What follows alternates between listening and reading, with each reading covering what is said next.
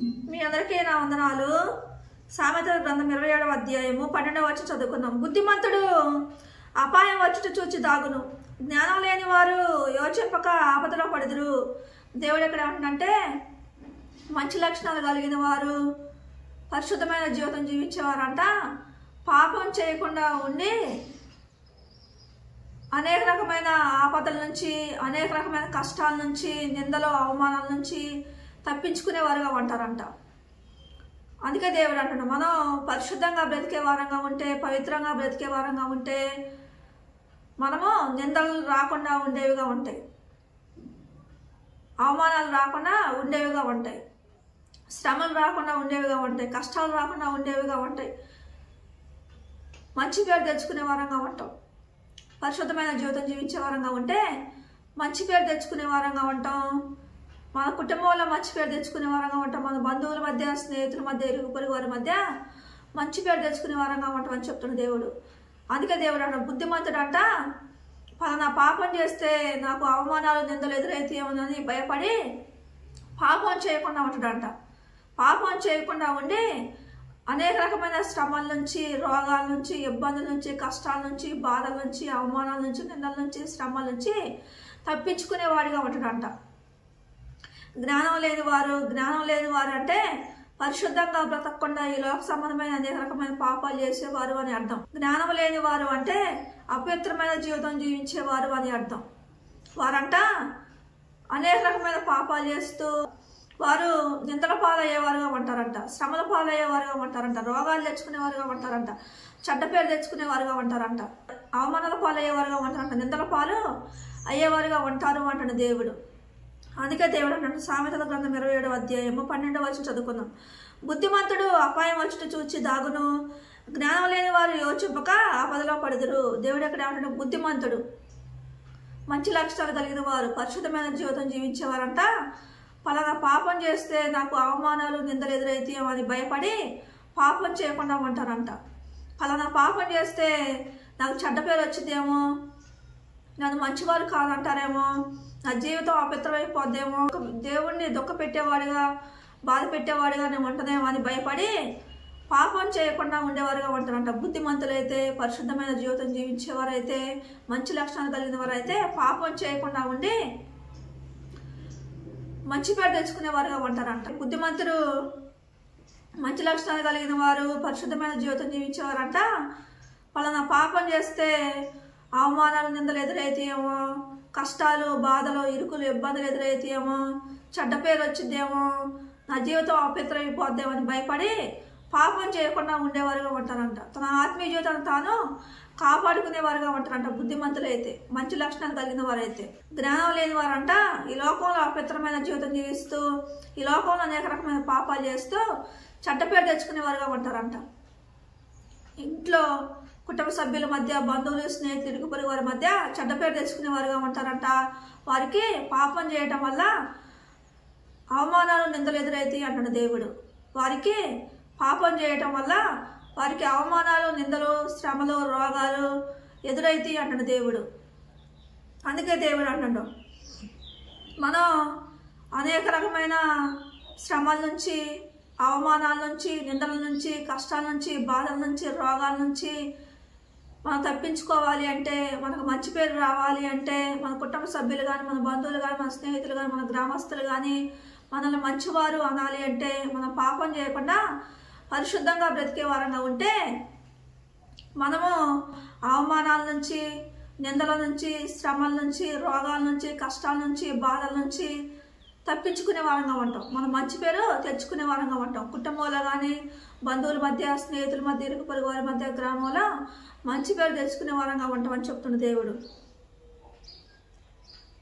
జ్ఞానంగా బ్రతకకపోతే, పాపం చేసే వారంగా ఉంటే మనకు అవమానాలు, నిందలు, శ్రమలు, రోగాలు, కష్టాలు, బాధలు మనకి ఎదురైతాయి అంటాడు దేవుడు.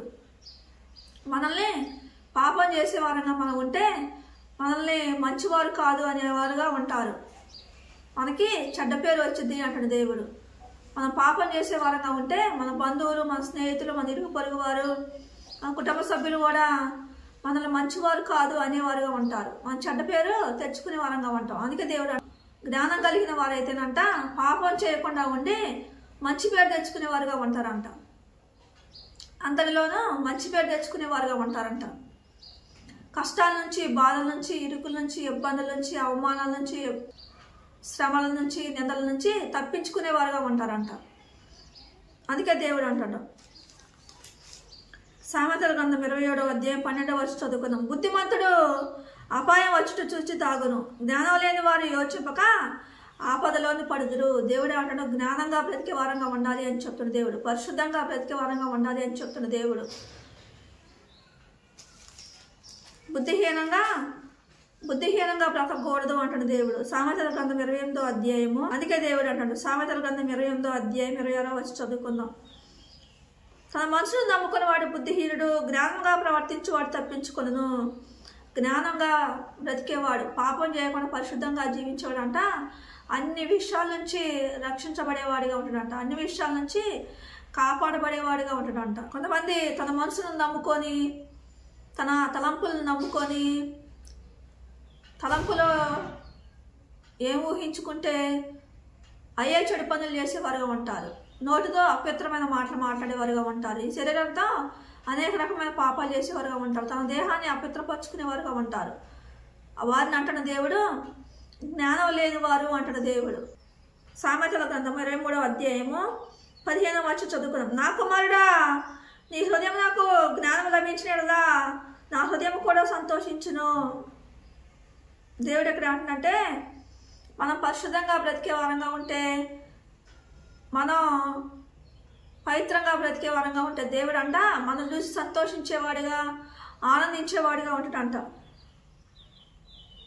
సామెతల గ్రంథం 23వ అధ్యాయం 19వ వచనం చదువుకుందాం. నా కుమారుడా, నీవు విని జ్ఞానం తెచ్చుకొనుము, నీ హృదయమును యథార్థమైన త్రోవలందు చక్కగా నడిపించుకొనుము. దేవుడు ఎక్కడ ఏమంటాడో, పాపం చేసి మన అవమానాల పాలు కావటం, నిందల పాలు కావటం దేవునికి ఇష్టం ఉండదంట. పాపం చేసి మన కష్టాల పాలు కావటం, రోగాల పాలు కావటం, బాధల పాలు కావటం దేవునికి ఇష్టం ఉండదంట. మనం పాపం చేసి మనం చెడ్డ పేరు తెచ్చుకోవటం దేవునికి ఇష్టం ఉండదంట. మనం అవమానాల పాలు కావటం, నిందల పాలు కావటం, శ్రమల పాలు కావటం, కష్టాల పాలు కావటం, బాధల పాలు కావటం దేవునికి ఇష్టం ఉండదంట. మనం మంచి పేరు తెచ్చుకోవటం దేవునికి ఇష్టం అంట.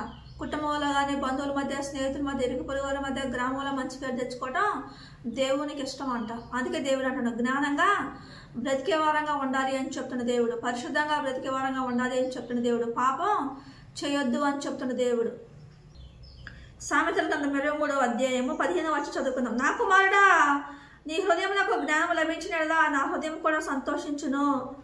నా కుమారుడా, నీవు విని జ్ఞానం తెచ్చుకొనుము, నీ హృదయమును యథార్థమైన త్రోవలను చక్కగా నడిపించుకొనుము. దేవుడు ఏమంటాడో, మంచిగా బ్రతుకు అంటాడు దేవుడు మనల్ని. పాపం చేయకుండా పరిశుద్ధంగా బ్రతికే వారంగా ఉండాలి అని చెప్తున్న దేవుడు మనల్ని.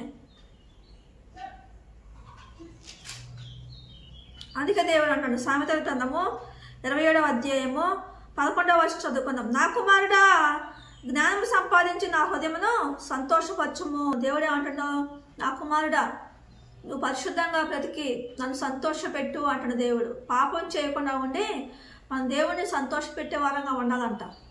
మనం పాపం చేస్తూ మన అవమానాల పాలు, నిందల పాలు, శ్రమల పాలు, రోగాల పాలు, కష్టాల పాలు, బాధల పాలు మనం చెడ్డ పేరు తెచ్చుకునే వారంగా ఉంటే, మన కుటుంబంలో కానీ, బంధువుల మధ్య, స్నేహితుల మధ్య, ఇరుగు పొరుగు మధ్య మనం చెడ్డ పేరు తెచ్చుకునే వారంగా ఉంటే దేవునికి సంతోషంగా ఉండదంట. దేవుని ఆత్మ దుఃఖపడేదిగా ఉండదంట. అందుకే దేవుడు అంటాడు, నువ్వు పరిశుద్ధంగా బ్రతికి పాపం చేయకుండా ఉండి నా హృదయాన్ని నువ్వు సంతోషపెట్టు అంటున్న దేవుడు. మనము పాపం చేసే వారంగా ఉంటే మన పరువు మనము తీసుకునే వారంగా ఉంటాం. పాపం చేయకుండా పరిశుద్ధమైన జీవితం జీవించే వారంగా ఉంటే మన పరువు పోకుండా మనం మంచి పేరు తెచ్చుకునే వారంగా ఉంటాము అంటున్న దేవుడు. అందుకే దేవుడు అంటాడు, జ్ఞానం లేని వారు యోచింపక ఆపదలో పడుదురు అంటున్న దేవుడు. అంటే జ్ఞానం లేకపోవడం అంటే పాపం చేసేవారంట తనకే తను నిందలు తెచ్చుకునేవారుగా ఉంటారంట, తన పరువు తాను తీసుకునేవారుగా ఉంటారంట. అపవిత్రమైన జీవితం జీవిస్తూ, ప్రభా ఈ శ్రమల నుంచి నన్ను విడిపించు, ఈ కష్టాల నుంచి విడిపించు, ఈ అవమానాల నుంచి, ఈ నిందల నుంచి నన్ను విడిపించు అనేవారుగా ఉంటారు. పాపం చేస్తూనే ఉంటారు. ఆ పాపాన్ని మానుకోకుండా పాపం చేస్తూనే ఉంటారు. దేవుడు అంటాడు, పాపం మానుకోనంత కాలము మనకు శ్రమలు ఎదురవుతూ ఉంటాయి, అవమానాలు నిందలు ఎదురవుతూ ఉంటాయి, మన పరువు పోతూనే ఉంటుంది అంటున్న దేవుడు. మనకు అనేక రకమైన రోగాలు వస్తాయి అంటున్న దేవుడు, కష్టాలు బాధలు అనేవి వస్తాయి అంటున్న దేవుడు. పాపం చేయకుండా పరిశుద్ధంగా బ్రతికే వారంగా ఉంటే దేవుడు అన్నిటి నుంచి మనల్ని విడిపించేవాడిగా ఉంటాడు. మనం మంచి పేరు తెచ్చుకునే వారంగా ఉంటాము అంటున్న దేవుడు. కొంతమంది అంటారు, నన్ను దీవించు ప్రభా, నన్ను ఆశీర్వదించు ప్రభా, ఈ శ్రమల నుంచి విడిపించు ప్రభా, ఈ కష్టాల నుంచి విడిపించు ప్రభా, ఈ అవమానాల నుంచి నిందల నుంచి నన్ను విడిపించు ప్రభా, ఈ అవమానాల నిందల నుంచి నన్ను విడిపించు ప్రభా, నా పరువు పోతున్న ప్రభా, నాకు మంచి పేరు రావాలి ప్రభా, నేను ఈ లోకంలోని నా కుటుంబంలో నాకు మంచి పేరు రావాలి ప్రభా అని ప్రార్థన చేసేవారుగా ఉంటారు. అందరిలోనూ మంచి పేరు రావాలి ప్రభా అని ప్రార్థన చేసేవారుగా ఉంటారు కానీ వారు పాపాన్ని మానుకోకుండా ఉండేవారుగా ఉంటారు. దేవుడు అంటాడు, పాపాన్ని మానుకొని పరిశుద్ధమైన జీవితం జీవించే వారంగా ఉంటే దేవుడు మనకు మేలు చేసేవాడిగా ఉంటాడు. దేవుడు మన జీవితంలోనే ఎన్నో ఆశీర్వాదాలు మనకి ఇచ్చేవాడిగా ఉంటాడు. దేవుడి కొద్ది